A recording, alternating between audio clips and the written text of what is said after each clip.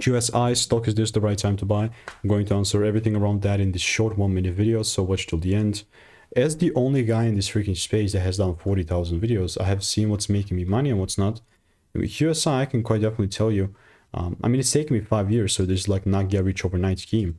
I can tell you that it was such a decent and overpowered freaking prediction. I can tell you it was so on point. It was only like 22 hours ago. I expected the price to, you know, pull down and give me some sort of a double break. Before I looked to take things up, it was 3 p.m. at the time, the previous day. And this is actually what has delivered the next day. We're 193 now. So from this point onward, I'm just still obviously looking to double down and buy more.